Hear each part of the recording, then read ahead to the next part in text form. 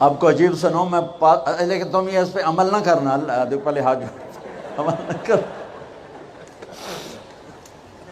میرا جب پیپر قریب آتا تھا، قریب سے مراد ہے کہ صبح پیپر ہے، قریب سے مراد مہینہ نہیں، ہفتہ نہیں، 10 دن نہیں، صبح پیپر ہے، صبح۔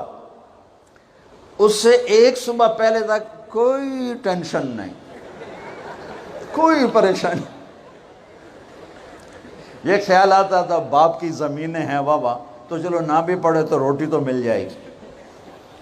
تو صبح کیمسٹری کا پیپر ہے، تو میں نماز پڑھتا، آگے پیچھے کوئی نہیں، نماز پڑھ کے عشاء، اور کتاب لے کر یوں بیٹھ جاتا، یا اللہ میں نے کچھ نہیں پڑھا، تو کل جو پیپر میں کوشچن آنے والا ہے نا، یا اللہ مجھے دکھا دے، بسم اللہ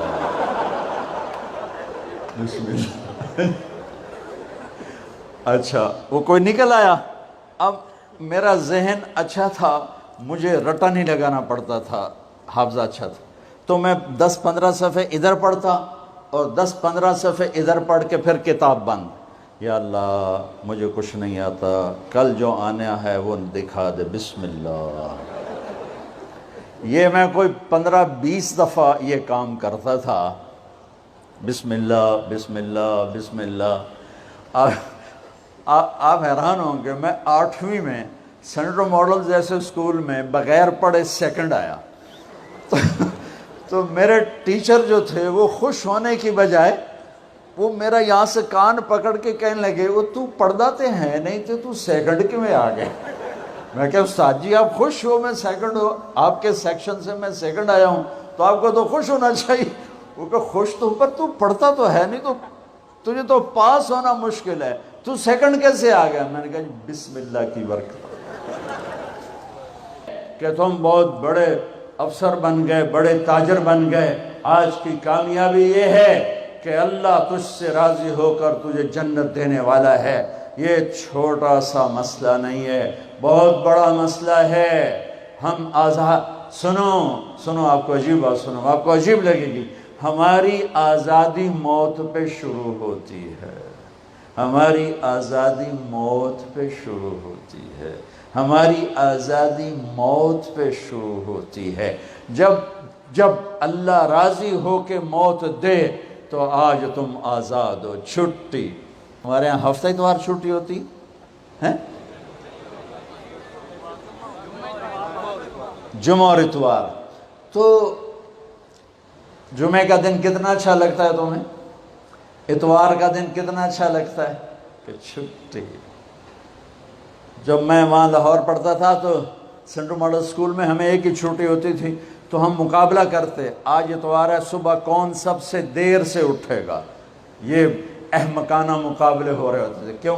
چھٹی۔ اور مجھے پڑھائی کا شوق نہیں تھا، نہ اسکول میں نہ کالج میں، ذہن اچھا تھا، پاس ہوتا گیا، شوق تو آ کے لگا جب اللہ نے دین میں۔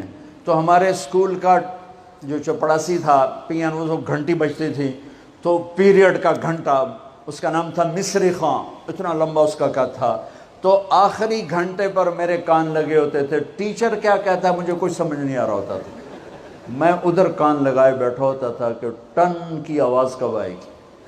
واللہ مجھے نہیں پتہ ہوتا تھا کہ آخری پیریڈ میں ٹیچر کیا پڑھا رہا ہے، میرے کان ادھر لگے ہوئے، اور میں سب سے آخر میں بیٹھتا تھا تاکہ کوئی ڈنڈا ڈنڈا بھی پڑھے تو ذرا احتیاط سے ہی پڑھے، تو چونکہ پڑھتا تو تھا نہیں۔ جب اللہ کہے گا طارق جمیل کو پیش کیا جائے، جب اللہ کہے گا زینب کو پیش کیا جائے، جب اللہ کہے گا عبدالجبار کو پیش کیا جائے، جب اللہ کہے گا سلمہ کو پیش کیا جائے، یہ وہ وقت ہوگا۔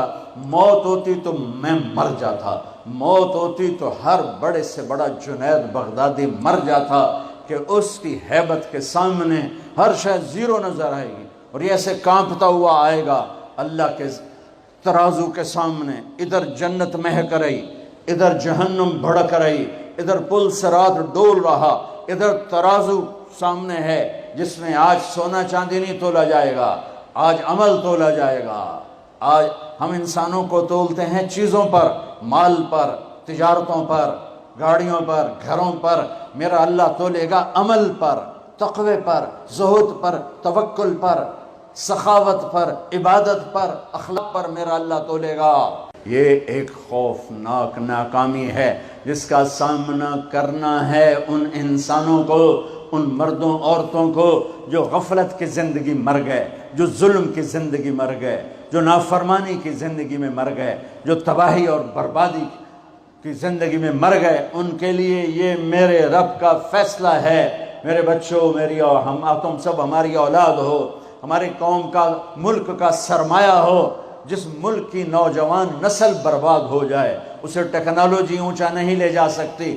جس ملک کی نوجوان نسل غیرت مند ہو، عزت دار ہو، دامن پاک ہو، صاف ہو، نظروں میں حیا ہو، پاکیزگی ہو، وہ ٹیکنالوجی کے بغیر بھی ہواؤں میں اڑتے ہیں۔ انسان کی بلندیاں وہ ٹیکنالوجی سے نہیں طے ہوتی، انسان کی بلندیاں اس کے اخلاق سے، اس کے کردار سے، اس کے حیا سے، اس کی پاک دامنی سے طے ہوتی ہیں۔